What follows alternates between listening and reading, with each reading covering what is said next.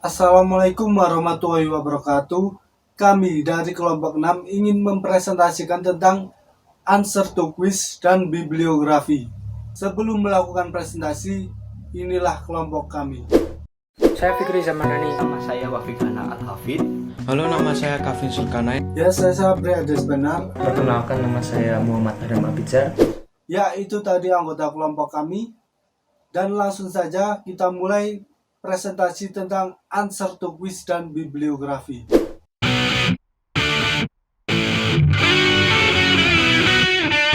Saya Fikri Zamadani. Saya akan membahas kuis yang pertama, yaitu The Second Principles.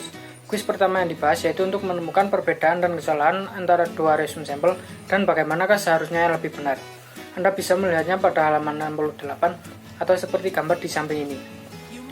Perbedaan yang bisa kita temukan dalam berbagai segi yaitu diantaranya yang pertama, pada segi proximity atau kedekatan. Headlinks terlalu jauh dari item yang terkait, seharusnya bisa menggesernya lebih dekat. Ada dua perulangan di atas maupun di bawah headlinks. Untuk mengatasinya bisa dengan hapus perulangan gandanya, namun bisa menambahkan sedikit ruang ekstra di atas headlinks sehingga mereka lebih dekat terhubung ke materi berikutnya. Pisahkan informasi pribadi dari item resume dengan sedikit ruang ekstra.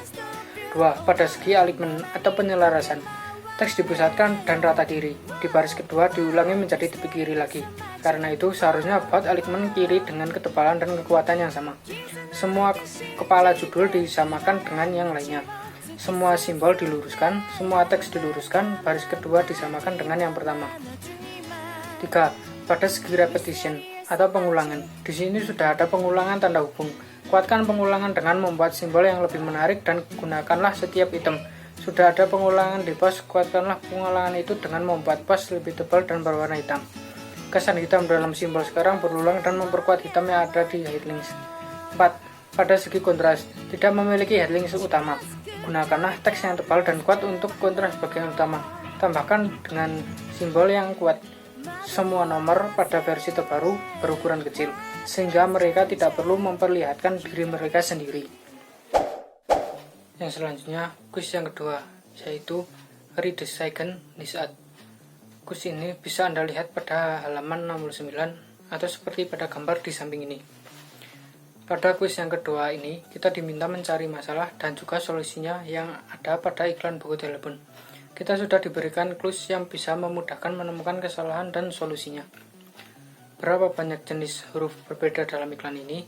Berapa banyak alignment yang berbeda? Apa yang bisa Anda gunakan sebagai garis yang kuat untuk meluruskan yang lainnya? Mengapa banyak-banyak teks kapital? Apakah elemen logis dikelompokkan bersama menjadi sangat dekat? Apakah ada titik fokus? Mengapa tidak? Dan bagaimana Anda bisa membuatnya? Apa yang bisa Anda gunakan sebagai elemen berulang? Apakah Anda memerlukan pembatasan yang berat dan kotak dalam? Kesalahan dan solusi yang bisa kita dapat adalah yang pertama, jenis huruf yang berbeda atau different typeface. Ada 4 sans serif yang berbeda: Helvetica, Avantgarde, Optima, dan Formata Bold. Ada 2 jenis serif, Accent Bold dan New Century Schoolbook. Solusinya yaitu pilih 2 di antaranya. 1 teks tebal atau seperti Accent Bold dan 1 sans serif. Yang kedua, alignment yang berbeda. Ada beberapa teks rata kiri di tengah dan ada yang di tengah di area kosong. Ada yang tidak memiliki keselarasan dengan teks lainnya dan tidak berhubungan dengan kalimat lainnya. Solusinya yaitu pilihlah alignment teks entah itu di kiri, tengah, maupun kanan. Namun tidak semua jenis alignment digunakan semua. Cukup 1-2 sehingga iklan akan lebih menarik. Yang ketiga, garis yang kuat. Gambar grafis di samping kurang memiliki grafis yang kuat atau tebal. Tebalkanlah garis di tepi gambar agar bisa menyelesaikan elemen lain. Yang keempat, kurangnya kedekatan. Kelompokkan informasinya, jangan dipisah-pisah. 5. Kurangnya titik fokus. Beberapa item memiliki perhatian masing-masing, sehingga membingungkan yang melihat. Pilihlah 1. Yang keenam, kurangnya elemen berulang. Letakkanlah beberapa simbol agar membuatnya lebih kuat, termasuk simbol di antaranya tile dan line loom. ubahlah nomor telepon menjadi lebih besar, karena ini adalah iklan buku telepon. Buang garis batas di dalam garis batas luar. Gunakanlah sudut-sudut persegi untuk memperkuat sudut persegi pada gambar grafik dan untuk menjaga tepinya tetap bersih. Yang ketujuh, hilangkan huruf kapital yang terlalu banyak. Selanjutnya, kuis ketiga, yaitu kategoris of type. Pada kuis ini kita diminta membuat garis sambung untuk mencari jenis font yang digunakan pada halaman 91 atau seperti gambar di samping ini. Yang pertama, Old Style. Old Style selalu memiliki serif, dan serif dari huruf kecil selalu pada sudut. Semua goresan melengkung dalam bentuk huruf memiliki transisi dari tebal ke tipis. Secara teknis disebut transisi tebal atau tipis. Karena itu, teks yang berjenis Old Style yaitu As I Remember Adam. Kedua, modern. Tipografi modern memiliki serif, tetapi serif sekarang horizontal, bukannya miring, dan mereka sangat tipis, seperti jembatan baja yang strukturnya parah, dengan transisi tebal atau tipis yang radikal atau kontras dalam goresan. Maka dari itu, teks paling tepat yang berjenis modern adalah High Society. Yang ketiga, serap serif. Serap pelat memiliki sedikit atau tidak ada transisi tebal atau tipis. Kategori tipe ini kadang-kadang disebut Clarendon karena tipe wajah Clarendon diperlihatkan di bawah adalah lambang gaya ini. Banyak tipografi dalam kategori ini diberi nama Memphis, Cairo, Scrap, yang merupakan slab serif yaitu The Enigma Continues. Yang keempat, sans serif. Font sans serif itu merupakan kebalikan dari serif. Jika serif memiliki sepatu, kait atau mata pancing, maka font sans serif tidak memilikinya. Maka teks yang berjenis sans serif adalah It's Your Attitude. Yang kelima, script. Font script atau handwriting adalah jenis font yang lebih nampak natural dan elegan. Salah satu ciri mencolok dari font script atau handwriting ini adalah seperti tulisan tangan dan kaligrafi. Yang merupakan teks berfont script adalah To Sassy Forwards. Yang keenam, jenis font dekoratif memiliki ciri yang tidak beraturan, agak sulit untuk dibaca dan tidak cocok bila digunakan sebagai body, dan yang merupakan teks berfont dekoratif yaitu At the Rodeo. Kuis yang selanjutnya akan dibacakan oleh teman saya. Perkenalkan, nama saya Wafik Hana Al-Hafid. Ya, selanjutnya adalah kuis keempat, yaitu Take or Thin Transition. Teman-teman bisa lihat di halaman 92. Di sini kita diberikan 3 pilihan, yaitu moderate thick or thin transition atau transisi yang cukup tebal atau tipis. Kemudian B, radical thick or thin transition atau transisi beda tebal atau tipis yang banyak bedanya. Kemudian yang C, no or negligible thick or thin transition atau yang tidak ada transisinya. Langsung saja, yang pertama yaitu Hegel. Sangat jelas di sini kalau Hegel memiliki perbedaan yang sangat banyak. Ada bagian yang sangat tebal dan ada bagian yang sangat tipis. Jadi jawabannya adalah yang B. Kemudian sebelah kanannya yaitu Pigel. Pigel ini tidak ada transisi sama sekali. Ukurannya sama semua pada setiap huruf. Jadi jawabannya adalah C. Kemudian bawahnya Wigel.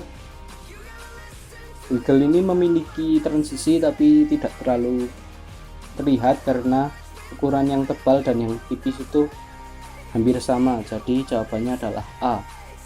Kemudian Jiggle juga sama seperti Wigel, memiliki transisi tapi tidak terlalu terlihat. Dan selanjutnya Diggle juga Diggle tidak memiliki karena semuanya tebal. Jadi jawabannya adalah C. Kemudian yang selanjutnya adalah Giggle. Giggle ini memiliki transisi bagian yang tipis itu transisinya juga terlalu bisa dilihat tetapi tidak terlalu mencolok, jadi jawabannya adalah B. Kuis 5 ya, langsung saja. Di sini kuis 5 ini materinya adalah sheriff. Seperti yang di kuis 4, kita juga di kuis 5 ini diberikan berapa pilihan. Yang pertama, thin horizontal sheriff atau tipis sheriff horizontal. Yang B yaitu thick slabby horizontal sheriff, tebal lembek dan memiliki sheriff yang horizontal. Yang C yaitu no sheriff, tidak ada sheriff. Dan D slanted sheriff, sheriff yang miring. Langsung saja yang pertama yaitu eagle. Sangat jelas di sini kalau eagle tidak memiliki sheriff, yaitu jadi jawabannya adalah C. Kemudian eagle memiliki sheriff dan ukurannya juga tipis, jadi jawabannya adalah A, tipis dan berserif horizontal. Kemudian eagle juga memiliki sheriff di sini dan ketebalannya cukup besar, namun yang di bagian G itu sangat pipih yang bawah itu, jadi jawabannya adalah B, tebal lembek sheriffnya horizontal. Kemudian wiggle jika kita lihat secara mendetail, di bagian I atau L yang bagian bawah itu sheriffnya agak miring, tidak lurus, tidak horizontal, jadi jawabannya adalah D, slanted sheriff. Selanjutnya yaitu deagle sama dengan wiggle, bisa dilihat di bagian L, bagian atas dan bawah juga memiliki sheriff yang miring, jadi jawabannya adalah D. Yang ke-6 yaitu eagle memiliki sheriff juga, tetapi tidak miring seperti yang sebelumnya, jadi jawabannya adalah A, karena dia juga memiliki ukuran yang tipis, jadi jawabannya A. Ya, kuis 6. Materi yang ditentukan di sini yaitu kontras atau konflik. Jadi kita disuruh menentukan apakah perpaduan tulisan itu, teks itu, font itu kontras atau konflik, disertai dengan argumen kita. Yang pertama, fancy dan parfum hampir memiliki tipe yang sama ya, tipis, memiliki sheriff juga, tetapi yang parfum itu memiliki beberapa aksesoris gitu, tetapi karena ukuran yang sama, tipe yang sama, jadi sangat kurang bisa dinikmati, jadi jawabannya adalah konflik. Kemudian bawahnya yaitu extremely good dog food, sangat baik di sini.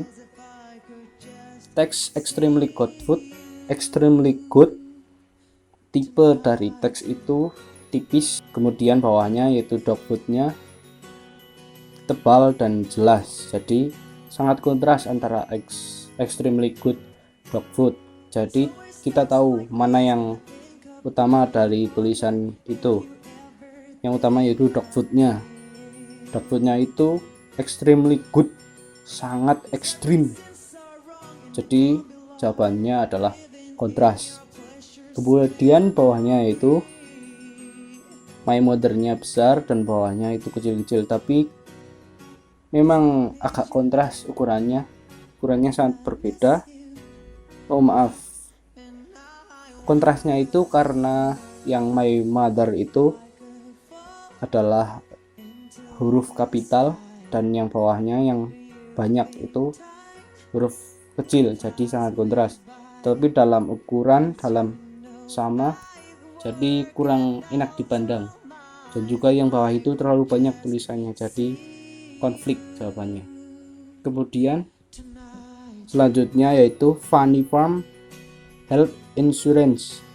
Sebenarnya sudah bagus di sini. Ukuran berbeda, tampilannya berbeda, transisinya berbeda. Namun karena perbedaan itu, Funny Farm Health Insurance ini dua-duanya itu seperti utama. Jadi kita tidak tahu yang utama itu Funny Farm atau Health Insurance. Jadi jawabannya adalah konflik.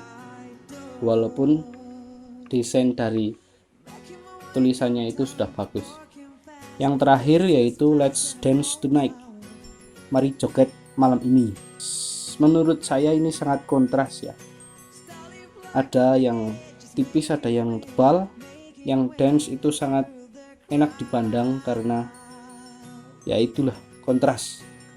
Jadi antara Let's Dance Tonight itu kita juga tahu mana yang utama dari teks itu, yaitu dance.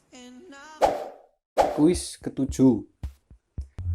Ada beberapa pertanyaan di sini, adalah 10 pertanyaan dan kita diminta untuk menjawab apakah hal itu boleh dilakukan atau tidak boleh dilakukan. Langsung saja nomor pertama. Nomor 1 yaitu use two script on the same page. Gunakan 2 script dalam satu halaman. Kalau script itu walaupun nama fontnya berbeda, tetapi biasanya kalau yang script itu bentuknya hampir sama, jadi jangan dilakukan. Jawabannya adalah don't. Kemudian nomor 2, use to modern, to sans serif, to old style, or to slab serif on same page. Gunakan 2 modern, 2 sans serif, 2 old style, 2 slab serif dalam satu halaman.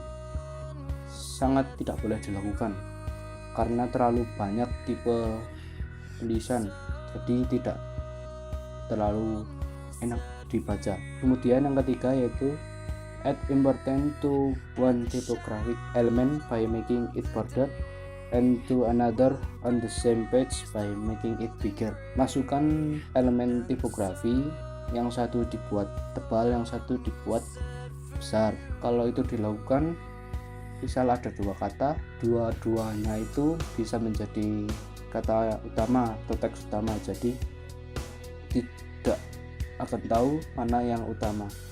Selanjutnya nomor 4, use script and italic on the same page. Script dan italic memang berbeda, tetapi walaupun berbeda tetapi hampir mirip, jadi jangan dilakukan. Kemudian nomor 5 yaitu if one face is tall and slender, choose another face that is short and thick. Ya, itu bisa menjadi sebuah kontras. Yang satu panjang, yang satu pendek, yang satu tebal, yang satu tipis. Dan nomor 6, if one face has strong thick or thin transition, choose an sans serif or slab serif. Itu bisa juga dilakukan dan bisa menjadi kontras, jadi jawabannya adalah do. Yang selanjutnya nomor 7, if you use a very fancy decorative phrase, find another fancy eye-catching piece of phrase to complement it. Yang mewah ada 2, itu akan membuat konflik, jadi kurang nyaman dipandang, jadi jawabannya adalah don't.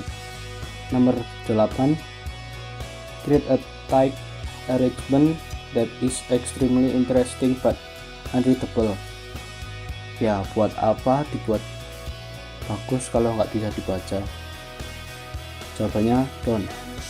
Kemudian nomor 9 yaitu remember the 4 basic principle of design when using any type in any way. Ya, sangat bisa dilakukan. Kemudian nomor 10, break the rules once you can name them.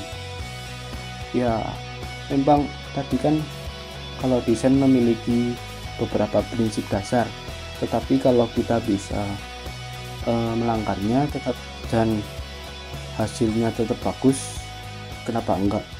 Jadi jawabannya adalah do.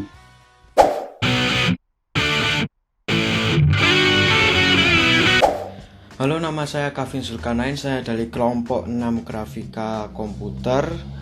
Saya ingin menjelaskan tentang pengertian, unsur, dan tujuan bibliografi. Yang pertama kali kita bahas adalah pengertian bibliografi. Bibliografi berasal dari Yunani yang biblion yang artinya buku, dan grafein yang artinya menulis. Maka bibliografi dapat diartikan sebagai penulisan buku. Bibliografi yaitu suatu daftar pustaka yang meliputi isi deskripsi sebuah buku yang terdiri dari judul, pengarang, edisi, cetakan, kota, penerbit, nama penerbit, terbit, tahun terbit, jumlah halaman, dan lain-lain. Definisi lain dari bibliografi atau disebut juga daftar kepustakaan, yakni daftar yang isinya judul buku, artikel, dan bahan penerbit lain yang berkaitan dengan suatu karangan yang sudah diselesaikan. Yang kedua, saya akan menjelaskan tentang tujuan bibliografi. Tujuan dari pembuatan bibliografi adalah untuk bisa tahu adanya suatu atau sejumlah buku atau pustaka yang sudah pernah diterbitkan. Dalam menentukan cakupan dan topik, bibliografi ditentukan berdasarkan beberapa pertimbangan, seperti permintaan pengguna, topik yang terkadang berkembang atau juga banyak diperlukan. Ketika itu, dokumentasi koleksi yang dimiliki dan mandat instansi. Yang ketiga, saya akan membacakan tentang unsur-unsur bibliografi. Unsur-unsur dari bibliografi adalah sebagai berikut. Nama pengarang, judul buku, data publikasi. Pada sebuah artikel juga diperlukan judul artikel yang berkaitan. Berikut adalah pembacaan dari saya, Kavin Zulkarnain, kelompok 6 grafika komputer. Semoga tugas ini menjadi nilai A. Assalamualaikum warahmatullahi wabarakatuh. Sebelumnya perkenalkan, nama saya Muhammad Adam Abidzar. Saya di sini akan mempresentasikan tentang jenis bibliografi, penyusunan bibliografi, dan manfaat bibliografi. Yang pertama yaitu jenis-jenis bibliografi.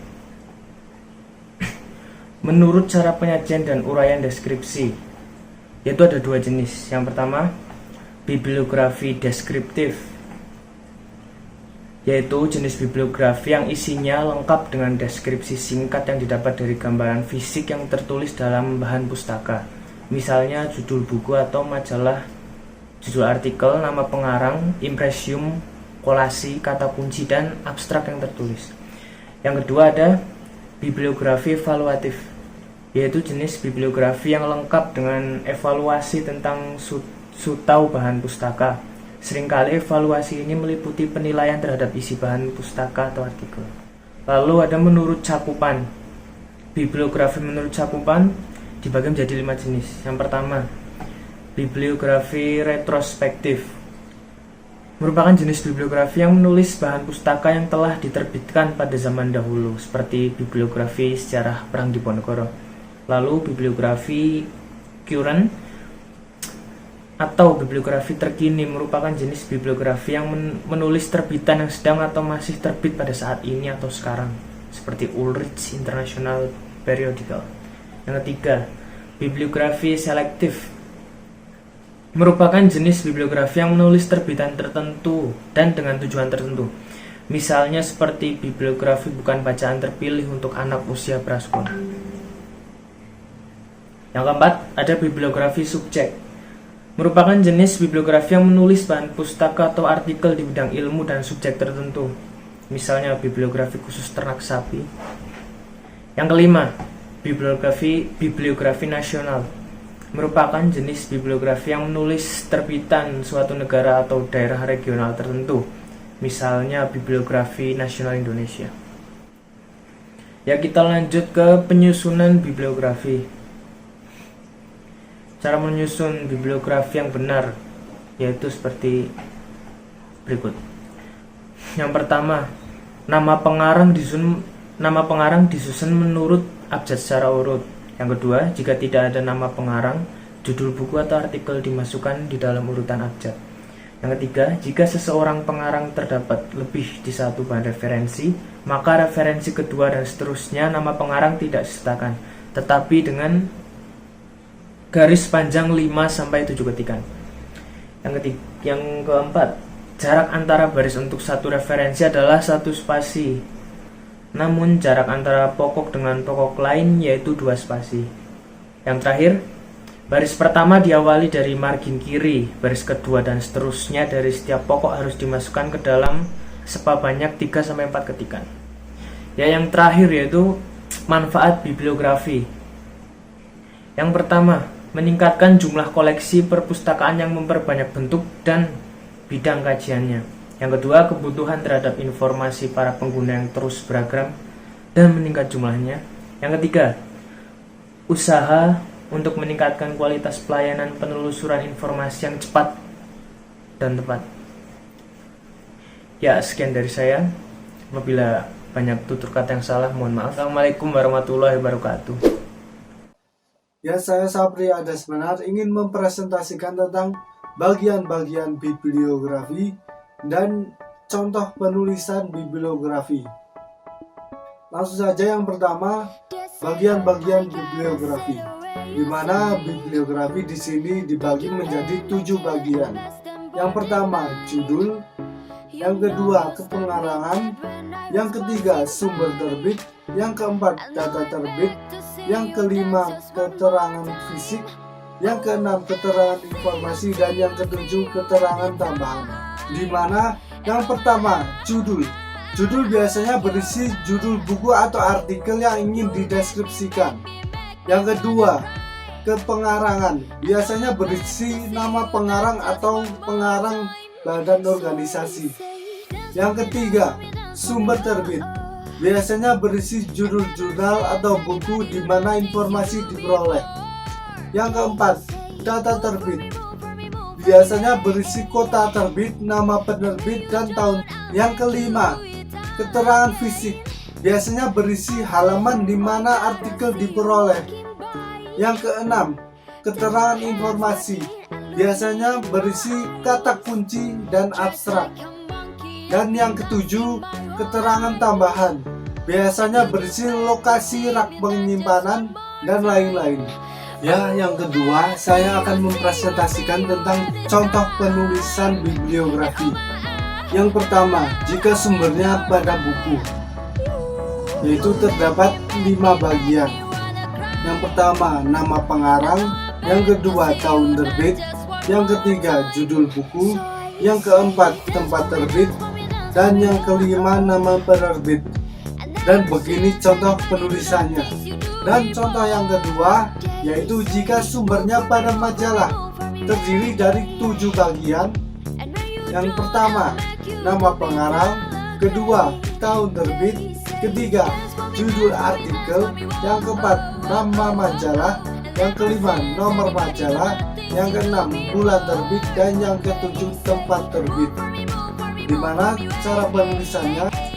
Pertama, nama Setiabudi AN, tahun terbit 1985, judul artikel kisah penulisnya sebagai pahlawan, nama majalah Insert Media, nomor majalah 12, bulan terbit Desember 4, tempat terbit Jakarta. Dan contoh yang ketiga, apabila sumbernya dari surat kabar, terdiri dari 6 bagian. Yang pertama, nama pengarang. Yang kedua, tahun terbit. Yang ketiga, judul artikel. Yang keempat, nama surat kabar. Yang kelima, tanggal terbit. Yang keenam, tempat terbit. Di mana cara penulisannya? Nama pengarang Setiabudi, tahun terbit 1985, judul artikel kisah penulisnya sebagai pahlawan, nama surat kabar The Jakarta Post, tanggal terbit 2 Desember 1987, tempat terbit Jakarta. Dan contoh yang keempat, apabila sumbernya itu antologi, terdiri dari 7 bagian. Yang pertama, nama pengarang. Yang kedua, tahun terbit karangan. Yang ketiga, judul karangan. Yang keempat, nama editor. Yang kelima, judul antologi.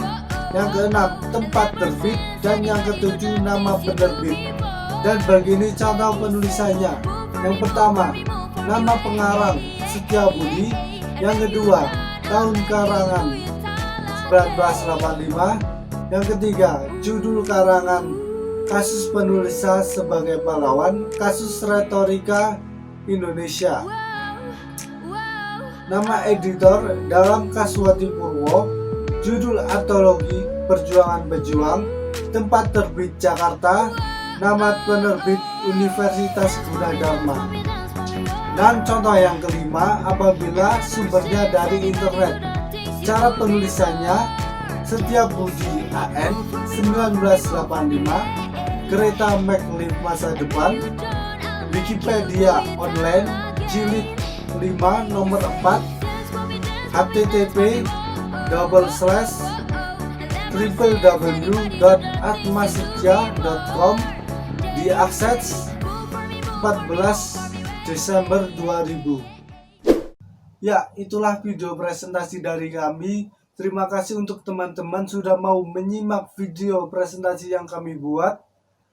Apabila teman-teman semua ingin bertanya atau menyanggah, tulis saja di kolom komentar.